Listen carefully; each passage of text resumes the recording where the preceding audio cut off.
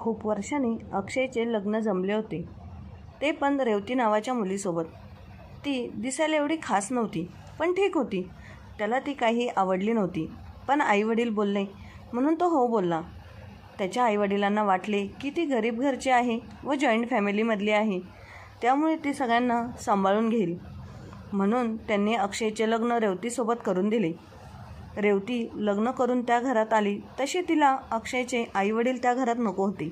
तिला फक्त दोघंच हवे होते, पण ते सगळे सोबत राहायचे म्हणून रेवतीला तिच्या सासू सासऱ्यांचा खूप राग यायचा. तिला तिचे सासू सासरे अजिबात आवडत नव्हते. त्यांची कोणतीच गोष्ट तिला आवडायची नाही. आपल्या सासू सासऱ्यांची सेवा करणं तर दूरचं, परंतु ती कधी आपल्या सासू सासऱ्यांशी नीट बोलायचीही नाही. या गोष्टीमुळे रेवतीचे सासू सासरे कायम दुःखी राहायचे. एकदा रेवतीच्या वाढदिवशी तिचे सासू सासरे तिच्यासाठी एक छानसा केक घेऊन आले.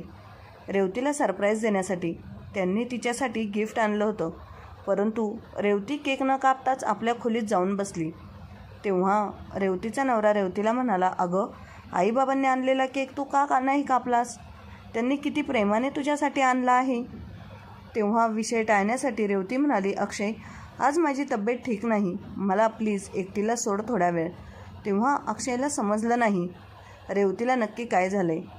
खरं तर काहीही करून तिला तिच्या सासू सासऱ्यांना घरातून बाहेर काढायचं होतं.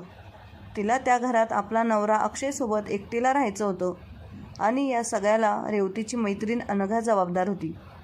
लग्न झाल्यावर अनघाचे आपल्या नवऱ्याला वेगळा राहायला भाग पाडलं होतं.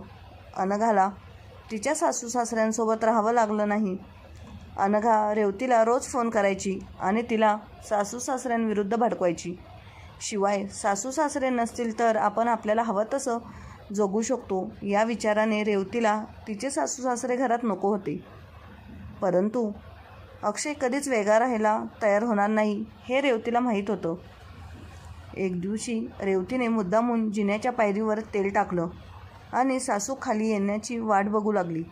काही वेळातच रेवतीची सासू जिन्यावरून खाली उतरत असताना तेलावरून तिचा पाय घसरला आणि ती कोलमडून संपूर्ण जिन्यावरून खाली पडली. डोक्याला खूप जोराचा मार लागल्यामुळे ती जागीच बेशुद्ध पडली. त्यावेळी अक्षयने आणि रेवतीच्या सासऱ्याने तिला लगेच हॉस्पिटलमध्ये नेलं, परंतु डोक्याला खूप मार लागल्यामुळे आणि भरपूर रक्त गेल्यामुळे हॉस्पिटलमध्ये पोहोचण्याआधीच तिचा मृत्यू झाला. घरातील सर्वांना खूप मोठा धक्का बसला. सर्वजण जोरजोरात रडू लागले, परंतु रेवती मनातल्या मनात खूप खुश होती. सासू तर गेली, आता सासऱ्याला आपल्या मार्गातून कसं हटवायचं हा विचार करू लागली. तेव्हा एका दिवशी संध्याकाळच्या वेळी रेवतीने आपल्या सासऱ्यांच्या खोलीत खूप सगळे घाणेरडे मॅगझिन्स लपवून ठेवले. ती खाली आली आणि तिने पाय घसरून पडल्याचं नाटक केलं. तिचाच आवाज ऐकून तिचे सासरे आले आणि तिला उठवू लागले. आपल्या हाताचा आधार देऊन त्यांनी तिला उठवलं आणि तिच्या खोलीत नेलं. तू थोडा वेळ बस, मी डॉक्टरांना लगेच फोन करतो असं म्हणाले. रेवतीने डॉक्टरांना बोलवण्यासाठी नकार दिला. त्यापेक्षा तुम्हीच मुलगी समजून माझ्या पायाला मलम लावून द्या असं म्हणाली. बिचाऱ्या सासऱ्याने साध्या सरळ मनाने तिच्या टाचेला मलम लावून दिलं. आपल्या मुलीप्रमाणे तिचा सासरा तिची काळजी घेत होते. त्यांना काय माहीत की या सगळ्यामागे त्यांच्या या सुनेचा खूप मोठा षडयंत्र होतं. रेवती आता अक्षय येण्याची वाट पाहू लागली. अक्षय डायरेक्ट खोलीत यावा म्हणून रेवतीने आधीच घराचा दरवाजा उघडा ठेवला होता. अक्षय ऑफिसमधून घरी आला आणि बघतो तर घराचा दरवाजा उघडाच होता. तो सरळ हॉलमधून आपल्या खोलीत गेला.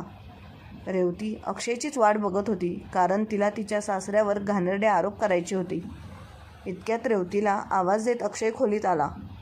अक्षय खोलीत आल्या आल्या रेवतीने जोरजोरात रडण्याचे नाटक करत आपल्या सासऱ्यांच्या कानाखाली धाडकन थप्पड मारली आणि म्हणाली, बाबा, तुम्हाला लाज नाही वाटत का आपल्या सुनेवर वाईट नजर टाकताना?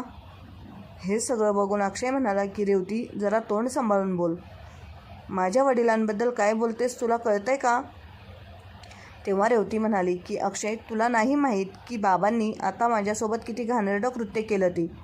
त्यांनी मला औषध लावायच्या नावाखाली मला वाईट स्पर्श केलं आहे आणि बाबा तर घाणेरडे मॅगझिन्स पण वाचतात. जर तुला विश्वास नसेल तर चल माझ्यासोबत बाबांच्या खोलीत, असं म्हणत अक्षयचा हात पकडून त्यांच्या वडिलांच्या खोलीत घेऊन गेली आणि त्यांच्या कपाटात ठेवलेली सगळी घाणेरडी मॅगझिन्स त्याला दाखवू लागली.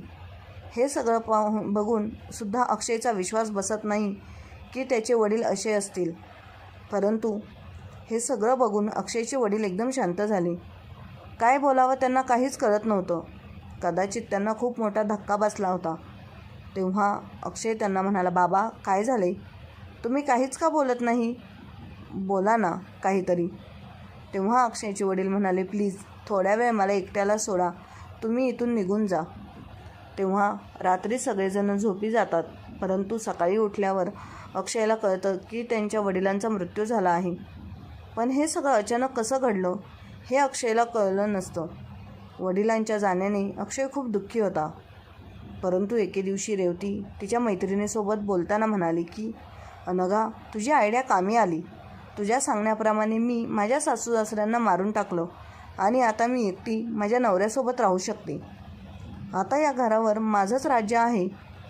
हे सगळं बोलणं अक्षय ऐकतो आणि त्याच्या डोळ्यातून अश्रू येतात. त्यानंतर तो आपल्या बायकोला रेवतीला खूप मारतो आणि रडत रडत म्हणतो, काय बिघडवलं होतं माझ्या आईवडिलांनी तुझं, म्हणून तू त्यांना मारून टाकलं? तुला माझी प्रॉपर्टी हवी होती तर मला सांगून तरी बघायचं. मी सगळं तुझ्या नावावर केलं असतं. परंतु तू तर मला अनाथ बनवलं. एवढ्या खालच्या थराला गेलीस की माझ्या आईवडिलांचा खून केलास. त्यानंतर अक्षय पोलिसांना बोलावून घेतो आणि आपल्या बायकोला रेवतीला पोलिसांच्या ताब्यात देतो. आणि रेवती शेवटी तिला म्हणतो की रेवती, तू आयुष्यात कधीच सुखी राहू शकणार नाहीस, कारण तू माझ्या निरपराध आईवडिलांचा खून केला आहेस. त्यांनी तुला खूप जीव लावला होता, स्वतःच्या मुलीप्रमाणे जपलं होतं आणि तू काय केलं? माझ्या आईला मारून टाकलं. एवढ्यावरच थांबली नाहीस तर माझ्या वडिलांवर घाणेरडा आरोप लावलास. काय वाटलं असेल त्यांना? निघून जा माझ्या आयुष्यातून आणि पुन्हा कधीच तुझं तोंडही दाखवू नकोस, असं म्हणून अक्षय गुडघे टेकून जोरजोरात रडू लागला आणि पोलीस रेवतीला घेऊन गेले. त्यानंतर अक्षय एकटा पडला आणि रेवतीला जन्मठेपेची शिक्षा झाली.